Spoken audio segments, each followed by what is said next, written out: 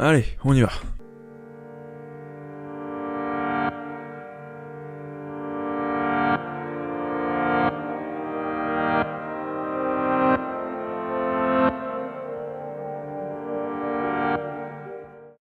Salut à tous et à toutes. Aujourd'hui, pour la première vidéo de la chaîne, on va parler d'un film qui a décroché moult récompenses à sa sortie l'an dernier, Grave, le premier long métrage de Julia Ducournau. Grave, c'est un film qui a beaucoup fait parler de lui à son arrivée dans nos salles, et pour ceux qui seraient passés à côté, voilà un petit synopsis présenté par l'actrice principale du film. Justine, c'est une jeune surdouée qui entre donc dans une école vétérinaire où est sa grande sœur qui est dans la promotion juste avant elle. Et donc elles sont toutes les deux issues d'une famille qui est végétarienne, donc c'est une tradition familiale quoi. Et donc Justine elle va être contrainte à cause des bizutages de manger de la viande crue, donc un rein de lapin. Et donc les conséquences vont être sanglantes. Alors pourquoi j'ai décidé de vous parler de Grave? Parce qu'en 2017, des gens pensent encore que si c'est gore, forcément, derrière, c'est nul. Sans déconner, le gore c'est peut-être dégueulasse pour certains, mais ça reflète absolument pas la qualité d'un film. Ça me fait penser à ces gens un peu partout sur internet. T'écoutes une musique tranquille sur YouTube et tu peux être certain qu'il y a un petit malin en commentaire qui s'est pris pour le roi du clash en tapant c'est toujours mieux que Jul, alors que la musique a rien à voir. Bon, pour en revenir à Grave, je mets trop clair deux points très importants pour ceux qui cherchent encore des excuses pour pas voir le film. Grave, c'est pas si gore que ça, et surtout, c'est pas un film d'horreur. Ok, là, comme a peut-être pu le laisser penser, mais faut vraiment être un sacré fragile pour vomir devant le film, ou alors t'es juste jamais allé en cours d'SVT et tu sais pas comment c'est dans ton corps. Mais si le gore était plus qu'un parti pris esthétique, si le gore était une forme de cohérence qui pourrait servir le propos d'un film, ce serait pas trop bien. Même si pour le coup je préfère parler de rapport au corps que simplement de sang et d'organes dégoulinants, j'aimerais éclaircir ce point très important pour ceux qui refusent encore de voir le film. Grave n'est pas trash, il est cru. Il ne dégoûte pas, il surprend, et ça c'est très différent. Pour comparer dans le genre, j'aime beaucoup Saw. C'est un film gore, mais très différent de Grave. Dans Saw, le gore est dérangeant, car il est utilisé dans des scènes de torture. Personne n'aime la torture, c'est normal d'être mal à l'aise, et de trouver ça dégueulasse. Grave, vous l'avez compris, est une histoire entre guillemets de cannibalisme. Il prend donc la place de la nourriture. La même nourriture qu'ont dans leurs assiettes ceux qui mangent de la viande. Donc toi là qui crie OMG, c'est un film gore, c'est dégueulasse, c'est nul, et pourtant qui est tout content d'avoir du steak à la cantine, je doute sincèrement que tu tapes une grimace à chaque fois que tu passes devant une boucherie, et pourtant, c'est la même chose. Parce que Grave, c'est ça, c'est un film qui aborde le sujet de la nourriture. Dans le film, tu verras de nombreuses scènes de repas, avec chacune un ton et un intérêt différents. On trouve aussi quelques dialogues parler de boulimie ou d'anorexie, ainsi que du traitement des animaux dans les abattoirs. Je rappelle qu'on est dans une école de véto, d'où le terme de rapport au corps que j'ai employé tout à l'heure.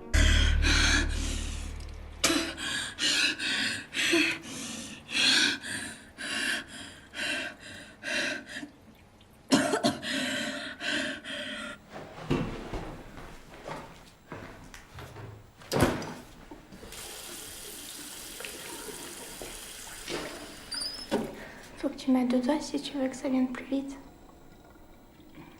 Bref, pour parler plus concret, on trouve maximum 2 voire 3 scènes gore si vraiment t'aimes pas ça. Mais c'est pas dérangeant, puisque comme je l'ai dit plus tôt, Grave est un film cru. Donc oui, tu vas trouver du sang, mais aussi beaucoup de nudité suggérée, parce qu'on est dans la vie d'une étudiante. Donc vas-y que ça prend des douches, qu'il y a du cul, qu'on s'épile le maillot. Ah oui, et quand c'est un peu de sang qui coule, c'est panique à bord. Par contre, quand il y a un bout de nichon qui dépasse, là pour le coup ça gêne personne, moi je dis ça, je dis rien. Bref, tout ça pour dire que l'utilisation du gore dans Grave est cohérente avec la forme du film et son propos. C'est un film qui ouvre des portes de réflexion et je vous garantis que tout le monde en sortira grandi de cette expérience. Et même si après l'avoir vu tu dis que c'est toujours de la merde, tant pis, tu l'auras vu et tu seras sorti de ta zone de confort pour ton plus grand bien. Grave, c'est donc pas un film d'horreur, c'est un film de genre. La réalisatrice s'est d'ailleurs livrée sur ses inspirations en termes de genre, à savoir principalement Carré au bal du diable, Massacre à la tronçonneuse et La Mouche, que la réelle apprécie beaucoup pour son utilisation de la lumière. Et puis tiens, si on parlait de lumière. Par la lumière, entendez par là les couleurs, puisque le film est inondé de jeux de lumière qui aide également à servir le propos du film dans son aspect gore. Je pense que la plupart d'entre vous ont déjà vu la vidéo Color Psychology, disponible sur Vimeo, qui traite justement de la signification des couleurs au cinéma en moins de 4 minutes. Donc si vous l'avez pas encore vu, foncez, c'est très beau à regarder. En attendant, on va voir comment Grave utilise la lumière et les couleurs pour servir son sous-texte. Pour éviter de trop spoil le film, on va prendre les éléments principaux du synopsis. Justine est une jeune fille qui débute ses études de vétérinaire dans la même école que sa grande sœur. Elle va donc rencontrer de nouvelles personnes, se faire de nouveaux amis, puis découvrir les plaisirs de la chair autant dans le cadre d'un axe sexuel que pour satisfaire son appétit. Appétit qui, indépendant de la morale de Justine, ne cessera de grandir, devenant un fardeau de plus en plus lourd à porter pour la jeune étudiante. Vous avez vu au montage que j'ai insisté sur 6 mots en particulier, et devinez quoi ? Chacun peuvent être interprétés par une couleur au cinéma. On va donc reprendre ces 6 mots précis, qui forment en fait 3 paires, ce qui nous donne 3 couleurs pour 6 termes qui résument plus ou moins le film à eux seuls. Ceux qui ont vu le film, dites-moi si je me trompe. Maintenant, jetons un œil à l'affiche du film. Vous l'avez ? Soit l'affiche résume le film à elle seule et c'est vraiment hyper stylé, soit je pars 10 fois trop loin dans mon analyse. Admettons que l'affiche en elle-même prédit déjà comment les événements du film vont se dérouler, mais faut-il encore savoir les amener à l'image, au-delà de la narration? Et pour cela, je vous laisse au soin de la réalisatrice qui en parlera 10 fois mieux que moi. Si au début, je commence vachement trop naturaliste, en fait, dans la même lignée, si tu veux, que mes scènes genrées, et ben quand elle se met à manger de l'homme, mais les gens ils se seraient dit mais qu'est-ce que ça vient foutre là ça? D'où attends, en fait ils auraient, je pense ils auraient complètement flippé du changement, si tu veux, de nature de film et de famille de film. C'est avec la couleur qu'on a aidé à ça, parce que déjà on a utilisé la couleur à certains endroits de manière illégitime entre guillemets.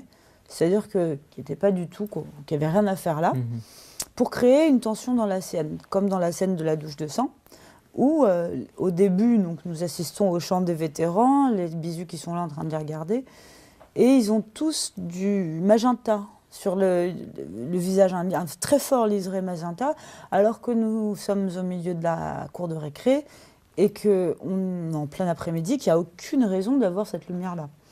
Et en fait, ce magenta, il est bien parce que... C'est Ruben, bien sûr, qui l'a trouvé. Et il est très bien parce qu'il est...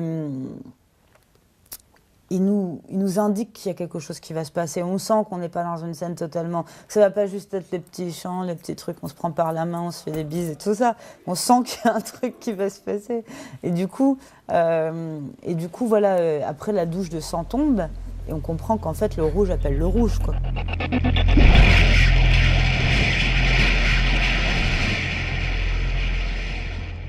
Pour le coup, je vous encourage vraiment à acheter le DVD pour voir vous-même l'entretien dans son intégralité. Par contre, faut s'accrocher. Pour être franc avec vous, j'ai pas tout saisi, mais ça reste quand même très très intéressant. Allez, maintenant qu'on en a pris plein la rétine, on va se pencher un peu sur la musique. Bon, écoute-moi ça. Ça, c'est le thème principal du film composé par Jim Williams. Des violons, un genre de clavecin très métallique, un rythme fortement marqué alors qu'il n'y a aucune vraie percussion, type batterie, tambour, etc. La musique à elle-même suffit à transmettre l'ambiance du film, nous sommes absorbés visuellement et auditivement dans l'œuvre. Pour moi, cette bande-son est sans doute l'une des plus grandes réussites du long-métrage. Et finalement, le film compte assez peu d'autres musiques qui resteront dans la tête, hormis le rap de la scène du miroir. D'ailleurs, à propos de cette scène. Coïncidence rigolote, mais tu n'en es pas trop pendu. Coïncidence? Mais moi je sais pas. Le morceau qu'on entend en fond est un son du duo de rappeuses Horty qui, un an avant la sortie du film, ont publié sur YouTube le clip d'un autre morceau intitulé Cannibal.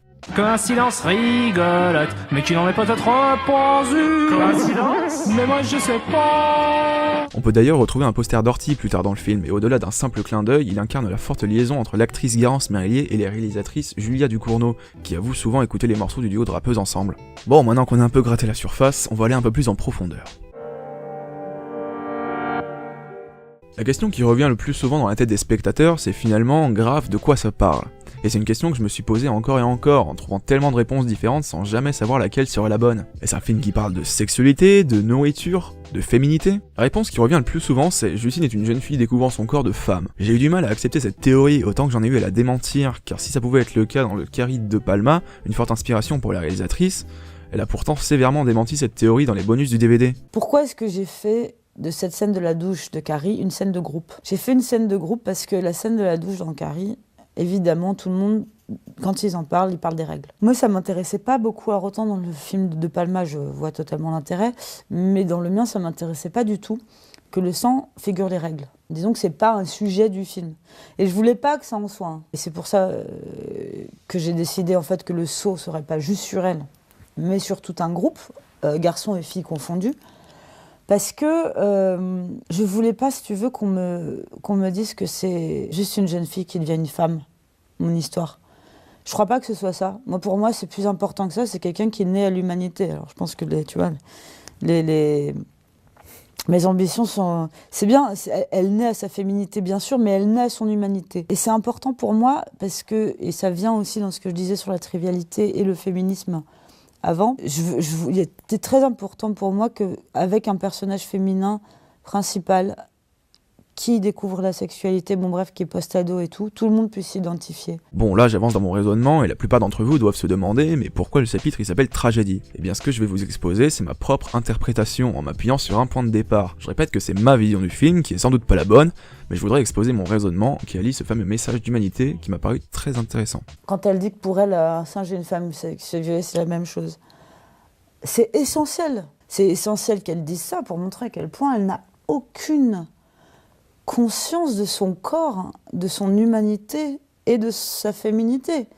Elle trouve qu'elle est la même chose, tu vois, que c'est la même chose. Elle est un animal égal, c'est la même chose. Alors honnêtement, j'y connais rien en scénario ou en narration, donc je vais faire avec le peu que j'ai. Mais au-delà de ça, les partis pris esthétiques de Grave sont relativement similaires avec les récits de l'Antiquité grecque, la construction narrative du film étant basée sur la tragédie grecque, où le mal est inévitable. Il y a du sexe, du sang, deux aspects très présents des deux côtés et finalement cohérents. Mais c'est pas ça qui m'intéresse. Cours d'histoire basique, vous savez tous que la mythologie de l'Antiquité grecque constitue les récits de multitudes de dieux différents. Athéna, Hermès, Poséidon, Apollon, Aphrodite, Zeus. Tous ces dieux sont des allégories et c'est ça qui m'a fait prendre compte du côté humain de Grave. Pourquoi tout le monde s'attache autant à ces personnages, à leur mentalité? Si Grave est si réel, je pense sincèrement qu'il est une allégorie de l'être humain et de l'humanité en général. Quel film, quelle peinture, quelle musique, quelle œuvre de fiction a déjà réussi à autant transpirer d'humanité? Il y en a sans doute d'autres, mais laquelle de toutes ces œuvres a réussi à autant aborder d'aspects humains que Grave?